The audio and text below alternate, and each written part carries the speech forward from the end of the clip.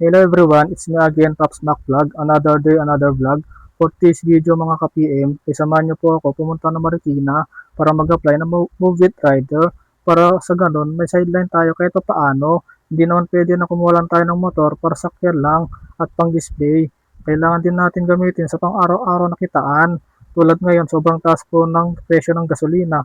Kaya sana naman po bumaba na po ang presyo ng gas para sa ganun hindi naman po kawa-awa ang mga naghanap buhay sa kalsada. Bago po tayo umalis ay magsuot muna tayo ng sapatos. So syempre sama na rin natin ang jersey na suot ko na Fearless galing kay Para Clothing. Napakaganda at hindi mainit sa katawan. Pagkatapos ko nga pala magsuot ng sapatos, isama na rin natin ang may-ari ng mga stickers na nakadikit dito sa labas ng bahay.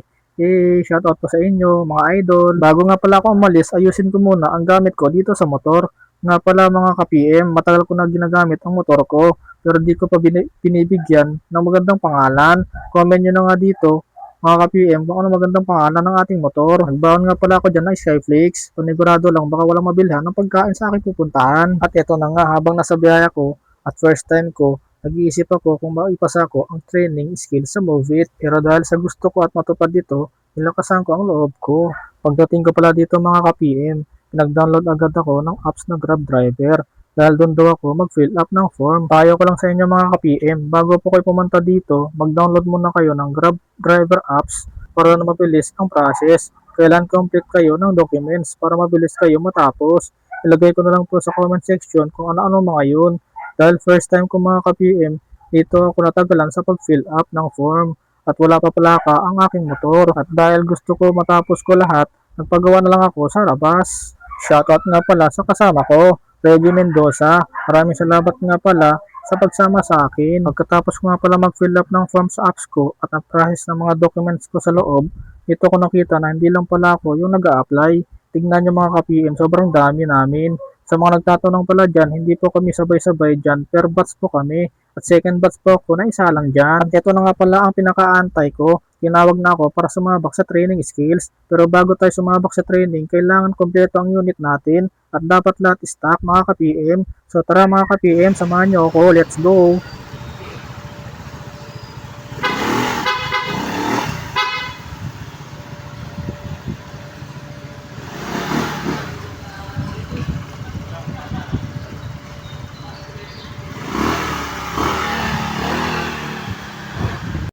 Bago po tayo pumasok sa loob mga ka-PM, dito po i-verify ang unit natin. Sa pagkakataon nito mga ka-PM, dito po nagtatagpo ang magkapatid.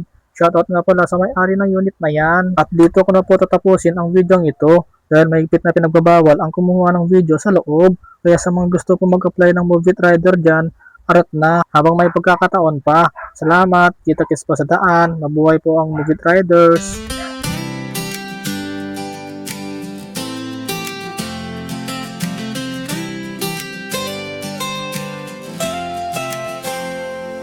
Sa Pops Mac Vlog araw may kwento. Sa travel at lifestyle, saya ang dala nito.